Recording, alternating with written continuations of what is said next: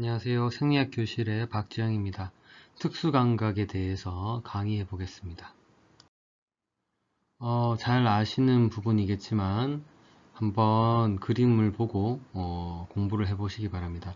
비주얼 센스를 강의하기 전에 먼저 안구의 구조적인 특징들을 충분히 익히시고 공부를 하셔야 되겠고, 해부학적인 것들은 이제 앞에 결막에서부터 각막, 그 다음에 점막 및 방수, 그 다음에 푸필이 있고 그 주위에 홍채가 있겠고요. 그 다음에 렌즈, 그 다음에 유리체가 있고 그 뒤쪽에 레티나, 망막이 있습니다.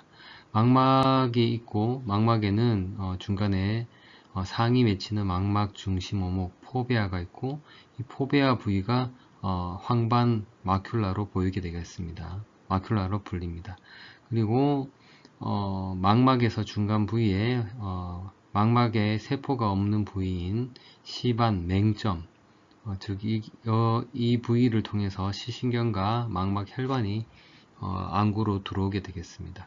그 뒤쪽에는 맥락막과 공막이 있습니다. 안저 검사에 대해서 이야기해 보겠습니다. 안저 말 그대로 푼드스니까 안구의 바닥을 본다는 뜻인데, 바닥에는 우리가 레티나를 볼 수가 있겠습니다. 레티나에 있는 세포들, 세포가 가장 많이 모여 있는 곳인 황반, 세포들이 많이 모였기 때문에 이렇게 좀 더 진한 색으로 보이고 이곳에 상이 맺힙니다. 그리고 시신경 유두와 망막 혈관들을 관찰할 수 있고, 이 시신경 유두가 있는 부위가 바로 맹점이 되겠죠. 그리고 안저 검사는 옵살모스콥을 이용해서 오른쪽 그림처럼 환자에게서 관찰을 할 수 있고, 이러한 간단한 검사를 통해서 안저를 관찰하게 되면 시신경들이 현재 상태가 어떤지, 황반 내 변성이 있는 건 아닌지 확인할 수도 있고, 또는 황반 부종이 있는 것은 아닌지 확인할 수가 있겠죠. 그다음에 시신경 유두나 또는 망막 혈관에 이상이 있는지를 확인할 수가 있겠습니다. 예를 들어서 혈관에 질병이 있는 경우에 망막 혈관에 지금 현재 보이는 그림과는 다른 뭔가 끊어지거나 또는 부어오른 이런 형태를 관찰할 수가 있겠고, 시신경 유두가 부어오르거나 또는 위축된 모습을 쉽게 관찰할 수가 있겠습니다. 이를 통해서 여러가지 검사들을 신경학적 검사를 진행할 수가 있겠습니다. 앞쪽에 렌즈와 푸필, 그 다음에 아이리스 머슬에 대해서 좀 더 얘기를 해보겠습니다.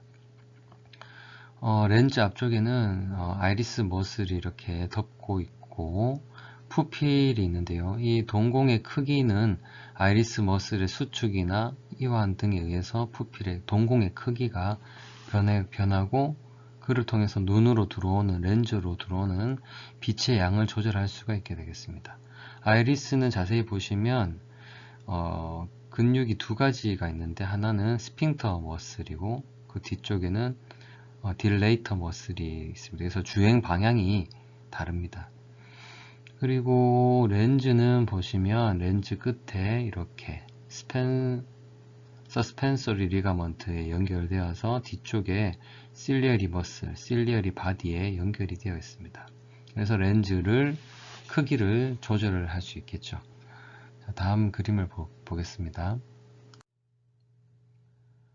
동공의 크기를 조절하는 이유는 사실 눈으로 들어오는 빛의 양을 조절하는 것인데, 빛의 양을 조절하게 되면 우리 눈의 초점, 즉 상을 좀 더 선명하게 볼 수가 있습니다. 그래서 빛의 양을 조절하는 이유는 우리가 눈에 들어오는 상을 좀 더 선명하게 보기 위함이다 라고 생각하시면 되겠고, 흔히들 어두운 곳에 들어가면 빛의 양이 적기 때문에 동공을 확대를 하고 빛의 양이 눈으로 많이 들어올 수 있도록 하는 현상을 많이 봐왔을 겁니다. 그림에서 보시다시피 오른쪽 그림 보시면 동공이 이렇게 수축 이완을 하게 되는데, 동공이 크기가 작아졌을 때는 밑에 그림 보시면 이렇게 스핑터 머슬 또는 서큘러 머슬이 이렇게 수축을 하게 되는 것이고, 그 다음에 어두운 곳에 들어가면 딜레이터 머슬이나 이런 스트레이트형의 머슬이 라디알형의 머슬이 수축을 해서 이렇게 동공이 확장이 되게 되는 것입니다. 그 다음에 렌즈도 보시면 렌즈 양 끝에 리가먼트가 있고 뒤쪽에 실리어리 바디 머슬이 있는데, 렌즈가 이렇게 얇게 변하는 것은 실리어리 머슬이 이렇게 릴렉세이션 되고, 반대로 리가먼트는 팽팽해지죠. 이때는 아주 원거리의 디스턴스 비전을 볼 때 렌즈가 얇아지고요. 니얼 비전, 즉 가까운 것을 볼 때는 렌즈가 뚱뚱해지는데, 이때는 리가먼트는 이렇게 헐렁해서 구불구불해지고, 실리어리 바디, 즉 실리어리 머스는 수축을 하게 됩니다. 다음 그림을 보시면 다시 원거리와 근거리, 니얼 비전과 디스턴스 비전일 때 렌즈의 모양을 정리해 두었는데요. 이때 이제 우리가 이 렌즈의 조절은 어떻게 보면 실리어리 머슬의 수축과 이완을 통해서 조절된다고 보면 되겠습니다. 그래서 이러한 조절은 다음과 같은 오른쪽에 있는 신경 패스웨이를 따라서 실리어리 바디와 아이리스 머슬도 함께 조절이 되게 되는데, 패스웨이를 한번 보시면 망막, 그 다음에 프리렉툼, 그다음에 에딩거 웨스트팔 뉴클레우스, 실리어리 갱글리온을 통한 다음에 수정체 조절을 모양체근, 즉 실리어리 머슬을 조절함으로써 수정체의 크기를 조절하게 되고요. 그 다음에 홍채근의 경우, 즉 아이리스 머슬의 경우에는 변형계, 시상하부, 그 다음에 슈페리얼 서비컬 갱글리온을 통해서 교감신경이 홍채근을 확장하고 부교감신경이 수축하는 이런 현상을 볼 수가 있겠습니다. 그런데 이러한 이제 홍채근의 이 아트로피인 부분은 뒤에 슬라이드에서 다시 설명하겠습니다. 이러한 헤로드는 다시 이런 그림을 통해서 보면 좀 더 이해가 되는데요. 빛이 들어가는 경로입니다. 빛이 우리 눈을 통해서 들어가게 되면 이러한 경로를 통해서 첫 번째 들어가게 되는데요. 들어가서 뒤쪽으로 넘어가서 제일 뒤쪽에서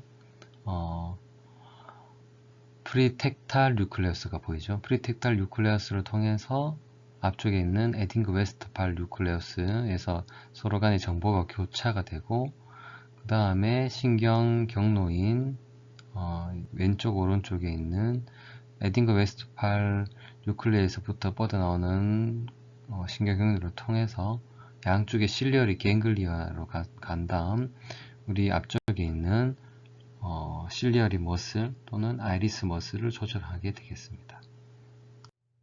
이러한 경로를 통해서 수정체의 모양을 조절하고 또는 동공의 크기를 조절할 수 있는데, 수정체의 어코모데이션이죠. 즉 니얼 비전 또는 더 수정체가 두꺼워지는 것은 주로 부교감신경이 실리어리 머슬을 수축시키기 때문에 일어나는 것이고요. 교감신경이 주로 실리어리 머슬을 이완시키는데 관여를 하고 있습니다. 그 다음에 여기 보시면 동공에 대한 것은 아이리스 머슬이 수축과 이완을 하는데, 머슬이 두 개가 있기 때문에 어떻게 기억하시면 좋냐면, 동공이 확장되는 것은 교감신경의 컨트롤을 받고, 동공이 작아지는 수축은 부교감신경에 의해서 수축된다고 보시면 되겠습니다. 동공이 확장과 수축에 어떠한 근육이 관여되는지는 앞 슬라이드를 보고 한 번 더 확인하시기 바랍니다. 여기서는 아트로핀이라는 부교감신경 억제 물질을 눈에 한 방울 떨어뜨리게 되면 부교감신경이 억제가 되기 때문에 동공이 수축을 할 수 없고 확장이 되게 되겠습니다. 그래서 아트로핀을 눈에 한 방울 떨어뜨리게 되면 동공이 확장이 되고, 이를 통해서 안저 검사가 좀 더 용이하게 되겠습니다. 그래서 안과에 갔을 때 눈에 아트로핀을 넣고 안저 검사를 하게 되면 의사는 안저를 좀 더 확연하게 볼 수가 있고, 환자의 경우는 이 때문에 몇 시간 동안 동공이 작아질 수가 없기 때문에 흐릿한 시야를 경험하게 됩니다. 푸필러리 리스판스는 하나의 말초 반사입니다. 그래서 이것은 중추신경계가 관여하지 않고 일어나는 리플렉스인데요. 그래서 눈으로 빛이 들어왔을 때 이렇게 뒤쪽에 있는 프리텍탈 뉴클레이에서 바로 아래쪽으로 에딩거 웨스트팔 뉴클레우스를 통해서 바로 운동신경을 통해 우리 눈의 동공의 크기를 조절하게 되는 반사를 푸필러리 리스판스라고 얘기합니다. 이런 패스웨이를 기억하는 것은 푸필러리 리스판스는 정상적인 사람에서는 한쪽 눈에 빛을 비추었을 때 이렇게 신경회로도에서 보시다시피 프리텍탈 뉴클레우스, 에딩거 웨스트팔 뉴클레우스에서 정보의 교류가 일어나기 때문에, 교차가 일어나기 때문에 반대쪽 눈에서도 이렇게 동공의 수축을 확인할 수가 있게 되겠습니다. 하지만 병적인 또는 손상이 있는 부위를 가진 환자에서는 예를 들어서 아웃풋을 담당하는 실리어리 갱글리아 이후에 신경에 손상이 있는 환자, 또는 입력을 담당하는 옵틱 너브나 옵틱 키아즘 부위, 또는 후반부에 있는 프리텍탈이나 에딩거 웨스트팔 부위의 손상을 받은 부위에 따라서 이러한 동공의 반사가 변하게 됩니다.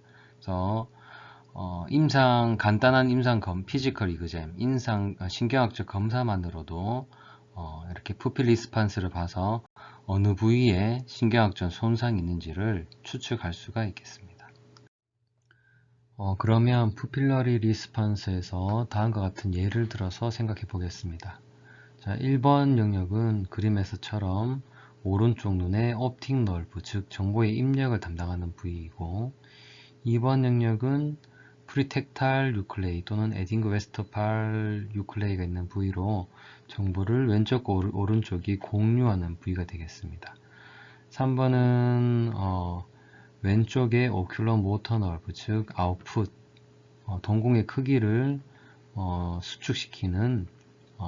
축소시키는 역할을 하는 운동신경이 되겠습니다.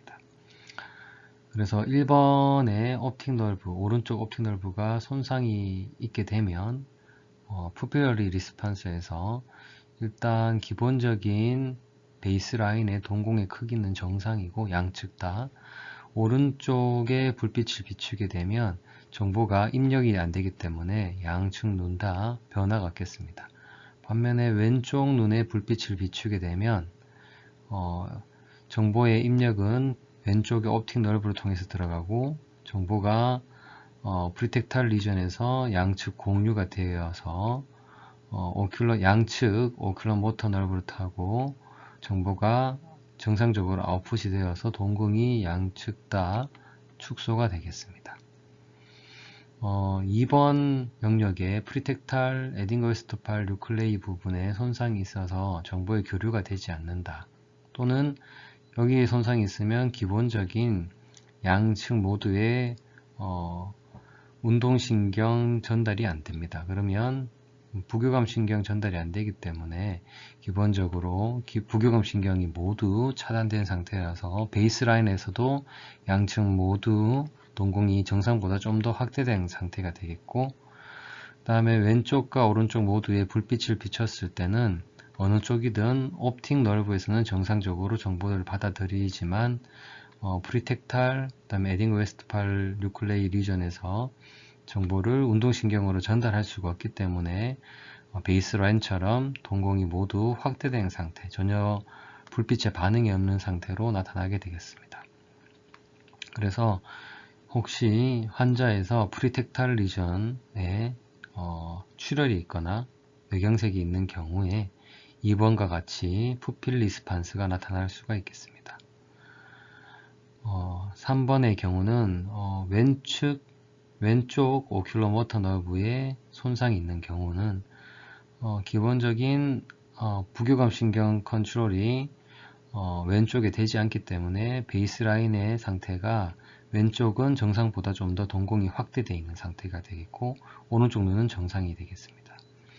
여기에서 오른쪽 눈에 불빛을 비추면 정보는 입력이 되고 양측으로 정보 교환이 된 다음에 아웃풋은 오른쪽으로만 되기 때문에 왼쪽은 될 수 없기 때문에 오른쪽 눈만 불빛 반응 푸필러리 리스판스가 생기고 동공 축소가 생기고 그 다음에 왼쪽 눈에 불빛을 비추면 정보의 입력은 옵틱 너브에 따라서 되고 프리텍탈 리전을 통해서 또는 에딩그 웨스트팔 뉴클레우스를 통해서 양측 정보가 공유되어서 아웃풋은 되는데 왼쪽에 오큘러 모터 너브는 손상당했기 때문에 전혀 반응이 없지만 오른쪽에 오큘러 모터 너브를 통해서 정상적인 동공 축소 반응을 확인할 수가 있겠습니다. 그래서 이러한 간단한 푸필러리 리스판스, 즉 불빛 반사를 보고 환자의 중추신경계의 어느 부위에 손상이 있을 건지를 가늠할 수가 있게 되겠습니다. 이러한 리플렉스는 이제 눈으로 들어오는 정보가 바로 운동신경으로 연결되어서 나타나는 리플렉스고, 지금 보여지는 그림은 눈으로 들어오는 시각 정보가 중추신경계인 비주얼 콜텍스, 즉 시각 정보를 해석하는 콜텍스까지 연결되는 시그널 패스웨이를 보여주고 있습니다. 그래서 눈으로 들어온 정보는 옵틱 너브를 따라서 옵틱 키아즘 영역을 지나고 그 다음에 라테럴 제니큘레이트 바디 통한 다음에 옵틱 라디에이션을 통해서 비주얼 콜텍스 후두엽에 있는 비주얼 콜텍스로 정보를 전달하게 되고요.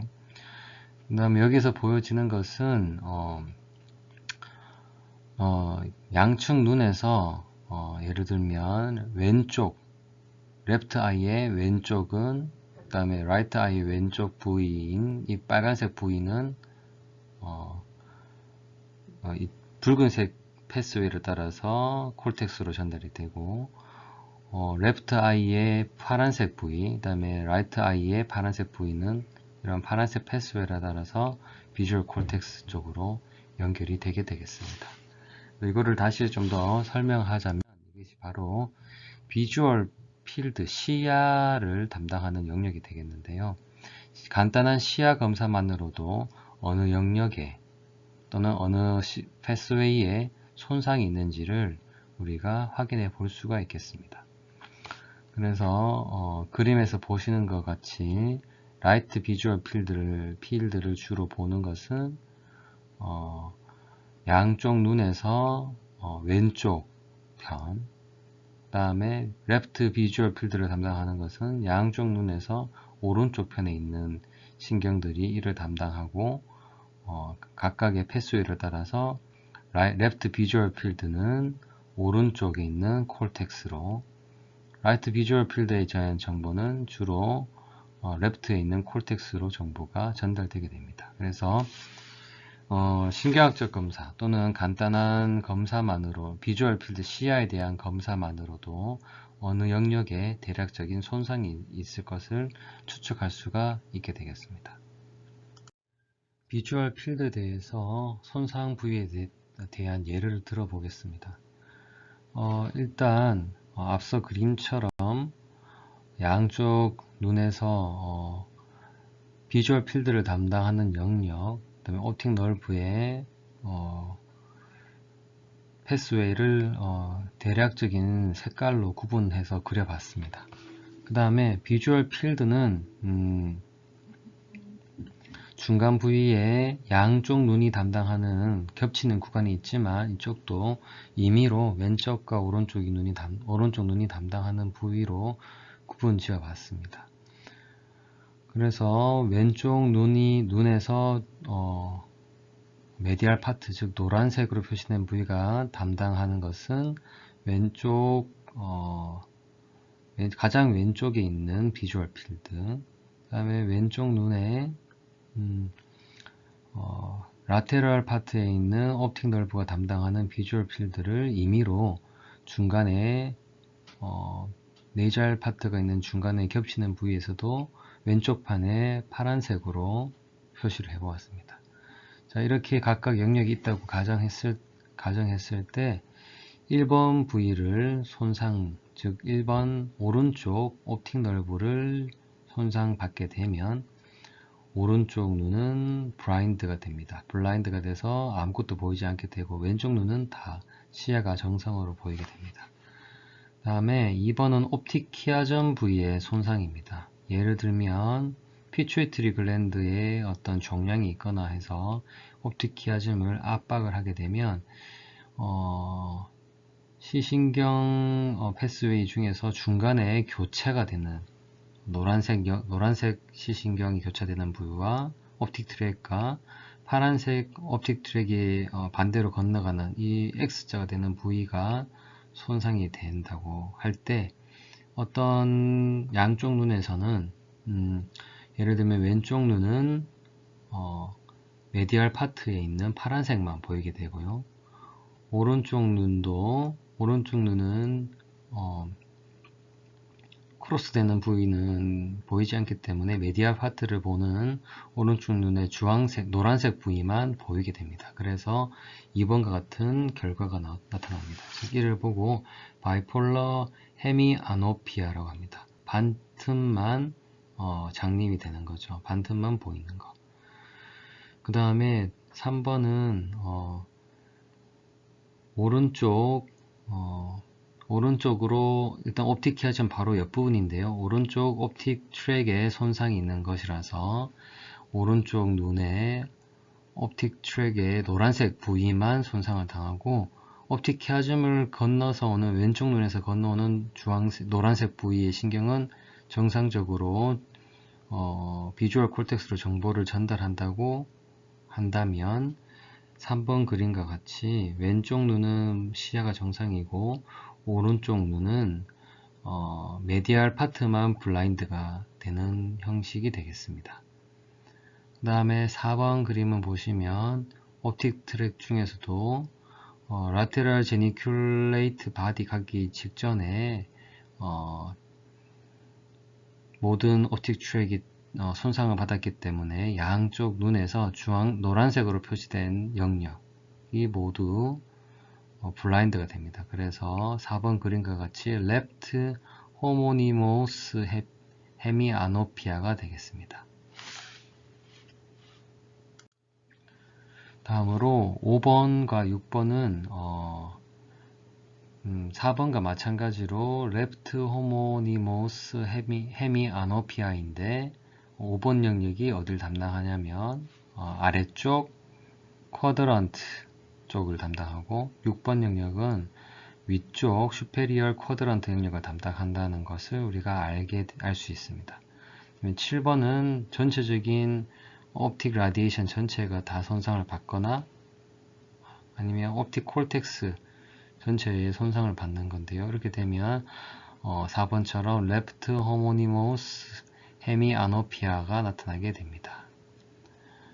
자, 이 그림은 사실 바로 이해되기는 힘들기 때문에 천천히 보시고 어떠한 양상이 나타날 수 있는지 기억하시면 되겠고 2번과 같이 옵틱 키아즘이 손상받는 경우의 일례로 피추이트리 글랜드의 종양을 예로 들었습니다. 이러한 신경 경로를 따라서 시각 정보가 후두엽에 있는 비주얼 필드 콜텍스, 비주얼 콜텍스로 정보가 전달되게 되어 있고 비주얼 콜텍스는 보시면 프라이머리 비주얼 콜텍스, 세컨더리 에리어 비주얼 콜텍스로 이렇게 분류가 되어 있습니다. 이 영역에서 우리 시각 정보를 해석하고 인식을 하게 되는 것입니다. 자, 망막에 대한 얘기입니다. 망막은 가장 뒤쪽에 있는 시각세포가 위치하는 곳인데 빛이 들어오게 되면 제일 뒤쪽에 있는 망막면에 시각 정보가 비치게 되고, 이를 여기 포토 리셉터라고 적혀 있는 로드셀이나 콘셀이 이를 받아들여서 정보를 처리하고, 그 아래쪽에 있는 호리존탈 셀, 바이폴라 셀, 아마크린 셀 등이 또는 갱글리온 셀들이 조도를 조정하거나 채도를 조정하거나 또는 억제해서 정보를 억제하거나 또는 정보를 증폭시키는 거나 이런 작업을 통해서 최종적인 시각 정보를 옵틱 너브를 통해 뇌로 전달하게 됩니다. 보시면 호리존탈 셀은 시각 정보의 컨트라스트, 대비를 조절한다고 알려져 있고, 그 다음에 아마크린 셀은 시각 정보에서 일루미네이션, 즉 조도를 조정하는 것으로 알려져 있습니다. 막대세포와 원뿔세포는 1차적인 시각 정보를 처리하는 시각세포가 되겠습니다. 레티나에서 가장 중요한 세포라고 할 수 있겠죠. 이 시각세포에는 광색소, 이오놉신과 로놉신이 존재를 합니다. 이러한 시각세포는 망막의 분포가 특징적인 모습을 보이는데요. 먼저 막대세포는 망막 중심, 즉 황반 부위에는 막대세포는 거의 존재하지 않고 주변 부위에 많이 존재를 하고요. 그다음에 원뿔세포는 망막 중심인 황반 부위에만 이렇게 아주 높은 밀도로 존재를 합니다. 그리고 맹점, 즉 시신경 유두가 있는 부위에는 막대세포, 원뿔세포 모두 거의 존재를 하지 않습니다. 이것을 보면 우리의 초점이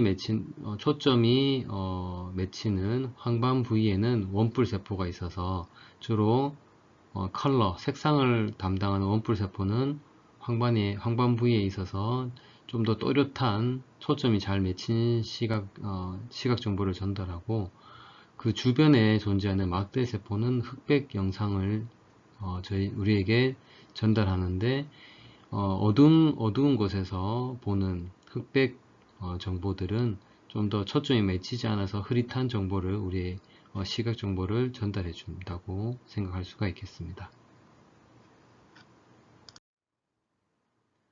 다음으로 방금 얘기했던 부위를 다시 얘기해 보면, 막대세포는 스코토픽 비전, 즉 흑백 정보를 전달하는 거죠. 그래서 원뿔세포보다 빛에 1000배 민감합니다. 그래서 조금의 빛만 있어도 시각 정보를 전달할 수 있고, 즉 밤에도 시각 정보를 전달할 수 있지만 황반 부위에 막대세포는 별로 없기 때문에 초점이 정확하게 맺히지 않은 흐릿한 상을 전달하게 됩니다.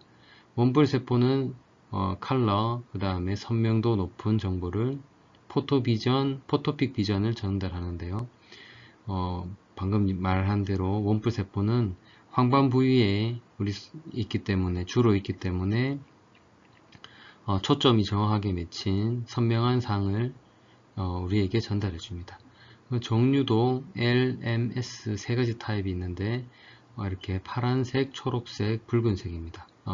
빛의 종류이기 때문에 세 가지를 섞어서 다양한 색깔들을 우리에게 전달한다고 보시면 되겠고, 왼쪽에 있는 그림을 보시면 S 콘셀, 로드 셀, M 콘셀, L 콘셀, 이 네 가지가 우리에게 다양한 조합을 통해서 다양한 색상과 모양을 우리가 확인할 수 있도록 정보를 전달해주는 시각세포가 되겠습니다. 로드셀을 모양을 보시면 이렇게 긴 막대 모양이고, 그 다음에 콘셀은 말 그대로 콘 모양의 원뿔세포 모양이 되겠습니다.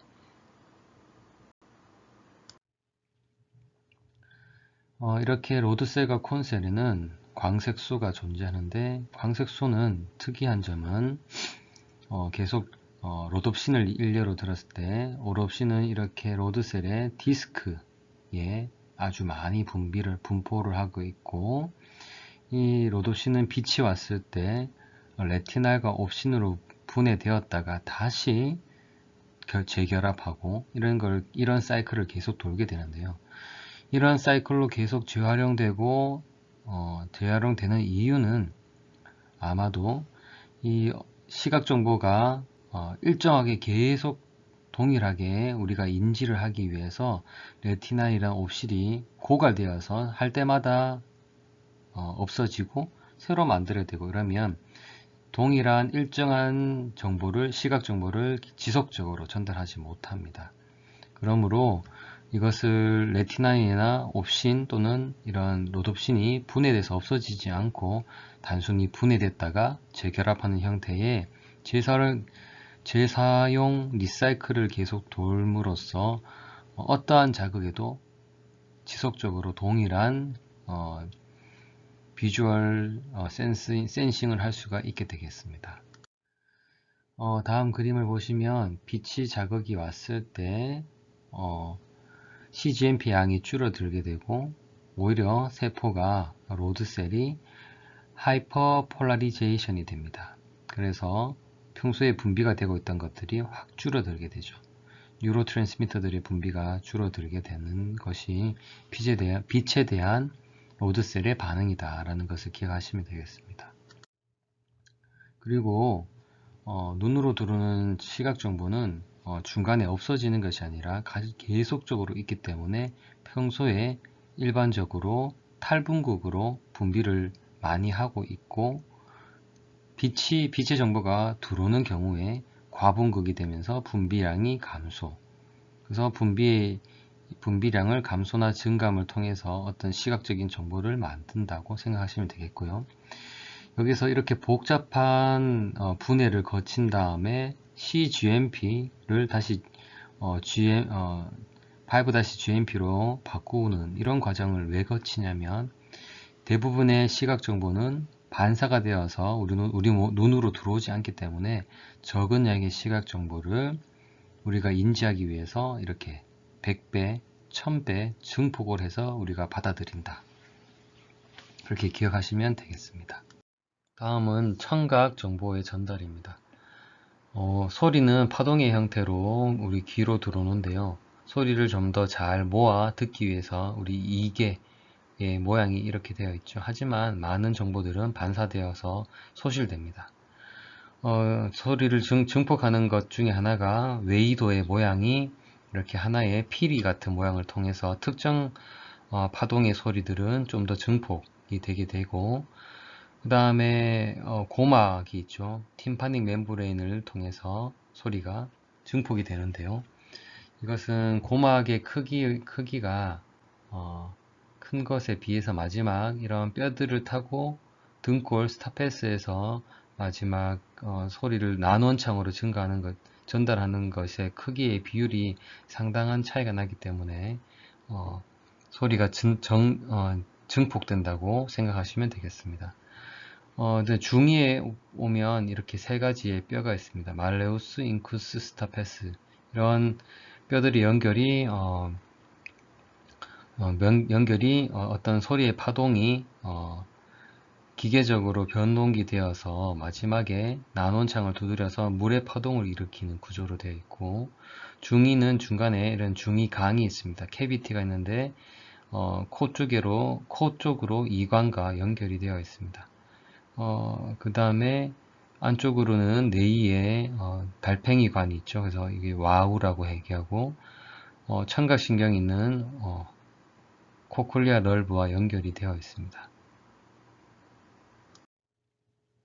먼저 고막을 보시면 팀파닉 멤브레인 또는 이어드럼이라고 얘기하고요. 이어드럼에는 이렇게 뼈가 연결되어 있습니다. 그래서 외부에서 봤을 때 이렇게 고막이 투명하게 보이고 중간에 뼈가 반대편에 붙어 있는 모습을 관찰할 수가 있습니다. 이게 건강한 사람의 고막 모습이고요. 실제로는 뒤쪽에 이렇게 뼈가 붙이는데 고막 뒤쪽에 추골, 침골, 등골이 붙어 있습니다. 그래서 이때의 비율이 보면 고막의 크기가 마지막 등골 스타패스의 난원창이라는 이런 모양의 20배가 되기 때문에 정보가 증폭이 될 수가 있고, 또 이렇게 추골, 침골의 이런 지렛대 원리를 통해서 정보가 좀 더 증폭이 될 수가 있겠습니다. 자, 다음은 중2를 지나 뇌의 코클리아에 대해서 설명을 하겠는데요.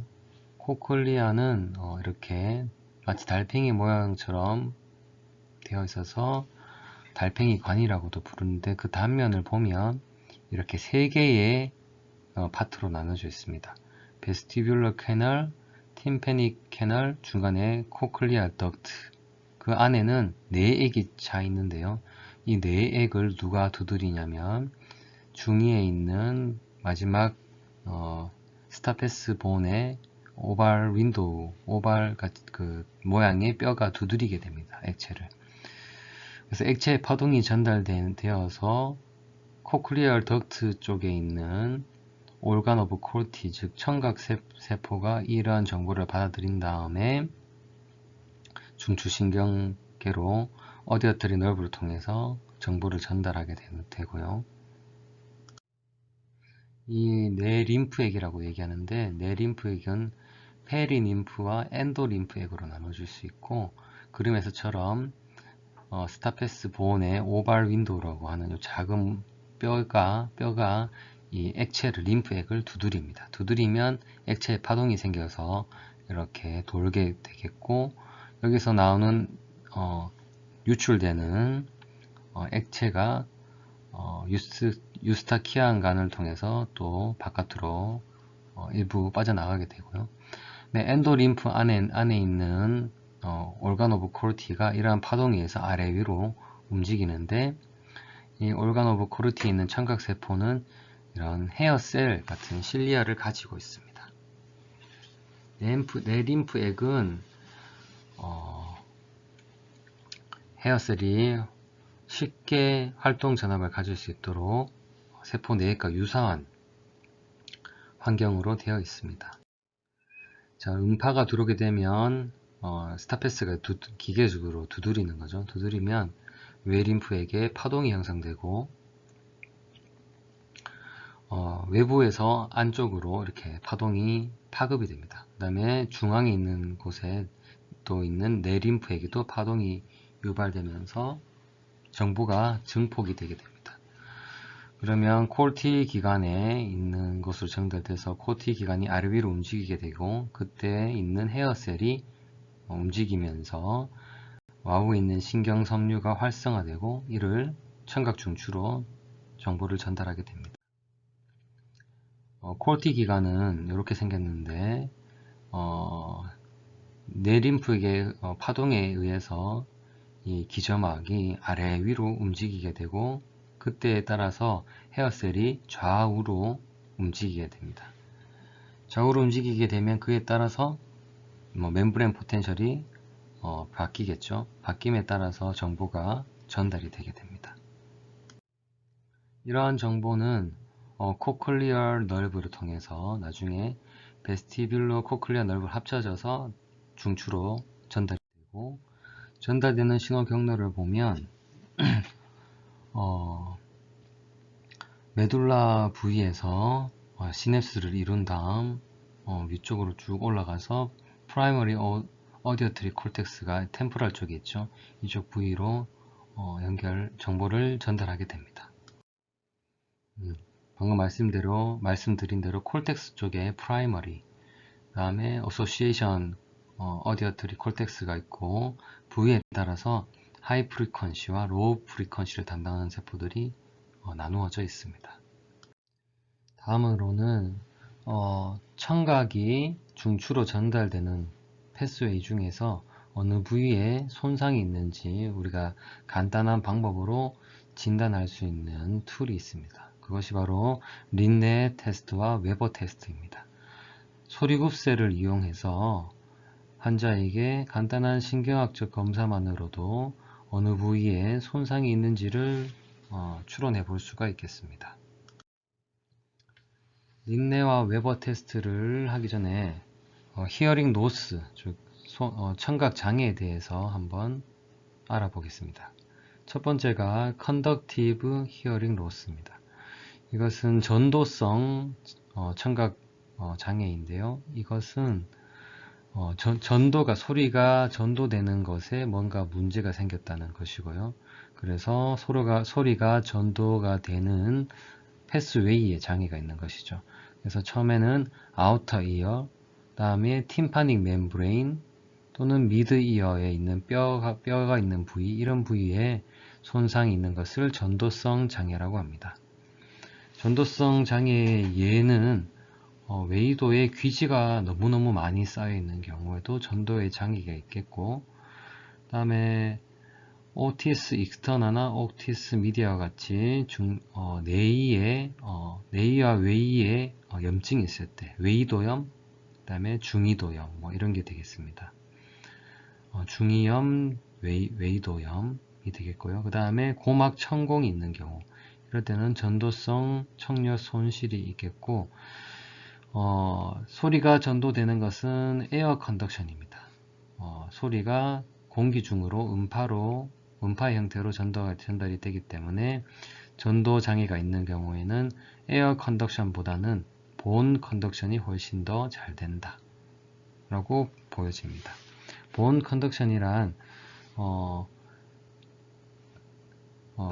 청각세포가 소리를 인지할 때 이렇게 에어를 통해서 들어오는 경로 말고 우리 귀 주변에 또는 뇌의 두개골이 울리는 그런 컨덕션도 하나의 청각세포를 자극하게 되거든요. 이때 이러한 것이 컨덕티브 히어링 로스에서는 에어 컨덕션이 상대적으로 감소되어 있기 때문에 본 컨덕션이 훨씬 더 증대된 것으로 느껴집니다.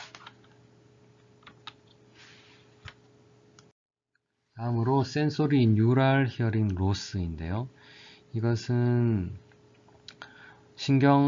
청각신경이 손상받은 겁니다. 그래서 베스티뷸러 코클리아 널브가 손상되었거나 또는 이너 이어의 손상 또는 청각을 담당하는 중추신경계의 콜텍스의 손상이 있는 경우를 센소리 뉴럴 히어링 로스라고 합니다. 그래서 이런 경우는 사실 일반적인 청각 손실 중에서도 실제로는 여러 개로 나눌 수가 있겠죠. 손상 정도에 따라서 아주 심한 청각 손상이 올 수도 있겠습니다. 먼저 웨버 테스트는 소리굽새를 가볍게 손바닥에서 진동을 시킨 후 소리굽스를 정수리에 놓습니다. 정수리에 얹게 되면 이를 통해서 에어 컨덕션이 아닌 본 컨덕션, 진동이 뼈를 타고 본을 타고 우리 청각세포까지 전달이 되게 됩니다. 그래서 정상적인 경우는 양측 모두 다 정상적으로 본 컨덕션이 이루어져서 마치 소리가 들리는 것처럼 느끼게 됩니다.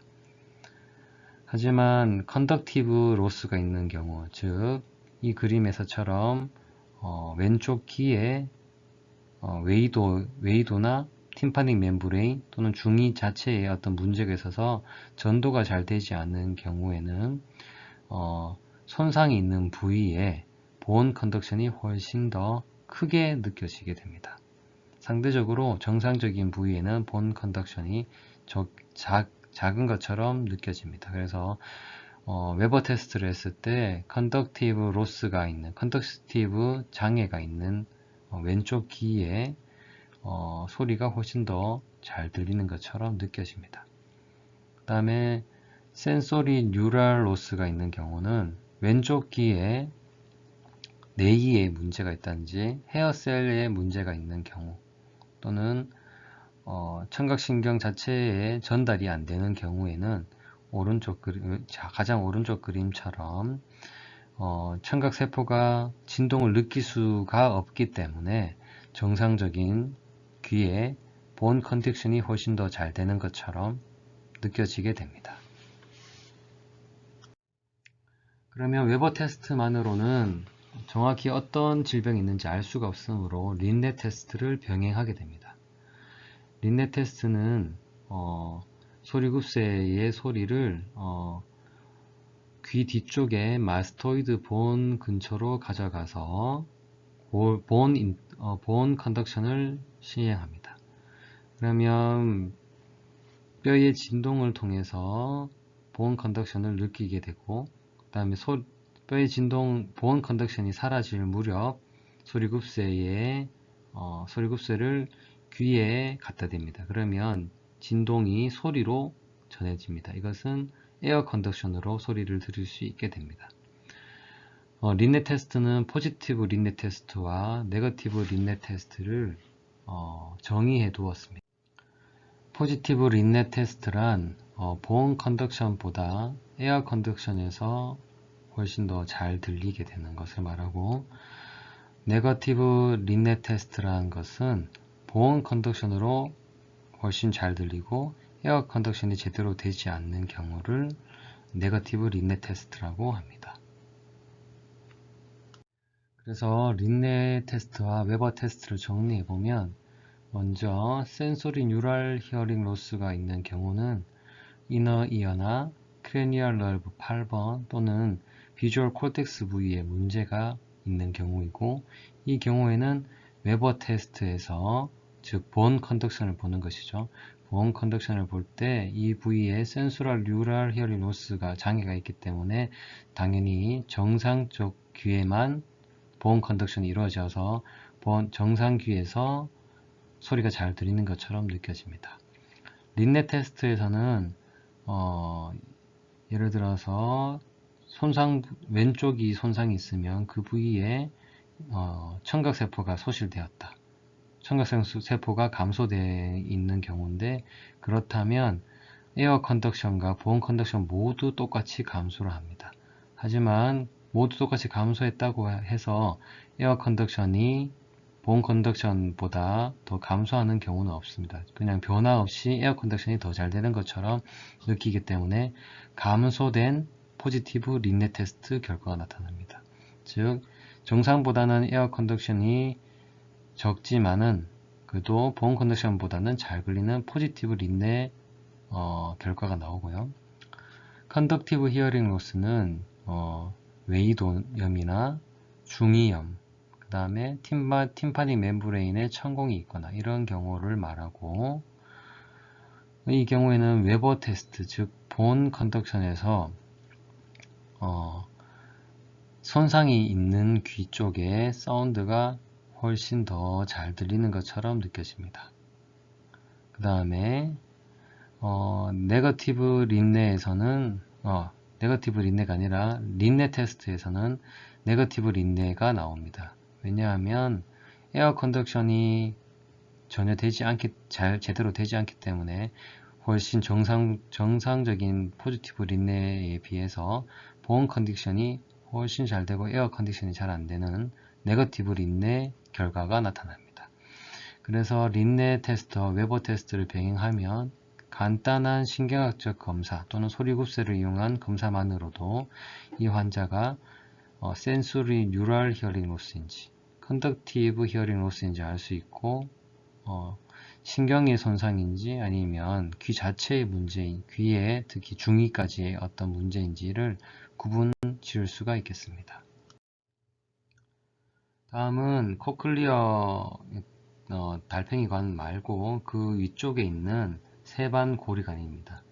이걸 다른 말로 전정기관, 베스티뷸러 아파라투스라고 얘기하는데, 세 개의 고리가 있고요. 그 안에 헤어셀이 동일하게 존재하게 됩니다. 똑같이 나눈 창도 있고 안에 액체가 흐르게 되는데요. 이 세 개의 고리는 XYZ 축으로 되어서 우리 머리의 움직임을 담당하고 균형 감각을 담당하고 있다고 보시면 되겠습니다. 그래서 이 헤어셀이 이렇게 좌우로 움직임에 따라서 흥분이 되기도 하고 억제가 되기도 하고, 그래서 자세 변화에 따른 또는 머리 회전에 따른 또는 중력 변화에 따른 움직임을 감지해서 우리의 균형 감각 조절에 영향을 줍니다. 우리 평형 감각을 담당하는 전정기관은 사실 우리가 균형을 항상 잡고 있어야 되기 때문에 안정시에도 이런 베스티뷸러 아파루투스의 헤어셀은 안정시에도 긴장성 흥분파를 생성하고 있고, 또 작은 변화에도 쉽게 액티베이션 될 수 있도록 전정기관 내의 뇌림프액에서 외림프액보다 높은 농도로 존재하는 포타슘 이온이 있으므로 헤어셀의 탈분국이 쉽게 일어날 수 있도록 멤브레인 포텐셜이 조금 더 높게 상향이 되어 있습니다. 그래서 작은 외부 반응에도 쉽게 탈분국이 일어나서 액티베이션 될 수 있도록 뇌림프액에 포타슘 이온이 높게 책정되어 있습니다. 이러한 감각들은 베스티뷸러 코클리아 널브로 들어가서 우리 중추로 정보를 전달하게 되고요. 자, 다음은 미각에 대한 간단한 개요를 보겠습니다. 미각은 혀에 있는 테이스트 리셉터죠. 혀는 자세히 보면 이렇게 다양한 유두체, 즉 파필레로 되어 있고 모양도 다 다릅니다. 기능도 다 다르고, 이러한 유두체의 측면에 이렇게 미각세포들이 잘 발달되어 있고, 테이스트 포어를 통해서 정보를 받아들인 다음 이 미각에 대한 케미컬 리셉션을 잘 해석한 다음에 미각신경으로 정보를 전달합니다. 이런 미각세포는 수명이 한 10일 정도밖에 되지 않습니다. 그래서 활발하게 세포의 재생이 일어나는데, 나이가 들수록 세포의 재생률이 떨어지겠죠. 그래서 나이가 들면 들수록 미각세포의 수가 줄어들고, 그래서 미각이 둔화됩니다. 그래서 나이가 드신 분들이 만드는 음식이 더 달거나 더 짜거나 좀 더 자극적으로 만드는 이유가 여기에 있겠습니다. 그림에 보시면 이런 파필레 양 측면에 이렇게 테이스트 버드 쪽에 미각 세포들이 발달되어 있고, 혀의 구역에 따라서 다양한 맛을 느끼는 미각 세포가 발달되어 있는데, 앞쪽이 단맛, 그 뒤가 짠맛, 그 뒤쪽은 신맛, 가장 뒤쪽에 쓴맛을 담당하는 미각 세포들이 발달되어 있고, 또 혀는 크레니얼 널브 중에서도 2가지 이상의 신경이 관여가 되어 있습니다. 보시면 혀의 앞쪽과 뒤쪽에 이렇게 7번과 9번 크레니얼 널브가 담당하고 있고, 약간 뒤쪽에 인두 쪽은 10번이 담당하고 있습니다. 그래서 이러한 미각 신경들이 중추로 전달될 때 동일하게 살라무스를 통한 다음 측면에 있는 미각 영역 콜텍스 쪽으로 정보를 전달하게 됩니다. 다시 설명을 좀 더 드리자면, 그 중에서도 페이셜 너브가 앞쪽 3분의 2, 그 다음에 9번인 글로스파링지얼 너브가 뒤쪽 3분의 1, 그 다음에 더 뒤쪽에는 베이구스 너브가 담당하고 있고요. 여기 파링스 쪽이겠죠. 이렇게 담당을 하고 있습니다. 이런 것들이 세 개의 신경들이 다시 합쳐져서 메둘라, 그 다음에 살라무스, 그 다음에 파리에탈 쪽에 있는 미각 중추로 정보를 전달하게 되고, 이러한 것들은 림빅 시스템의 하이포살라무스와도 연결이 되어 있습니다. 그래서 어떤 미각에 대한 것도 호르몬 분비와도 연결이 되고, 그 다음에 림빅 시스템의 감정이나 그 다음에 기억 등과도 연결이 되겠습니다. 다음은 마지막으로 후각에 대한 것은 더 간략히 알아볼 텐데요. 코 안쪽은 아주 복잡한 해부학적 구조를 가지고 있고, 가장 위쪽에 후점막이 있습니다. 후점막, 올팩토리 에피셀리움이라고 하는데, 후점막 바로 위에 보면 후각세포들이 이렇게 위치를 해 있고, 다리를 쭉 뻗어서 후각 정보를 받아들이려고 하고 있습니다. 후각세포는 다리를 다 위쪽으로 다시 뻗어서 올팩토리 벌브의 커넥션을 시냅스를 가지고 있는데요. 해부학적으로 보면 뇌의 밑면에서 올팩토리 벌브, 즉 하나의 콜텍스를 관찰할 수가 있겠습니다. 올팩토리 벌브 쪽을 다시 확대해서 보면 이렇게 올팩토리 셀이 다리를 뻗어서 올팩토리 벌브 안에서 시냅스를 이루고 이를 받아들이는 올팩토리 트랙이 이렇게 위치를 해 있습니다. 그 사이사이에 지지세포들도 있고요. 이런 구조로 되어 있으면서 중요한 것은 올팩토리 트랙을 따라서 중추로 연결이 되는데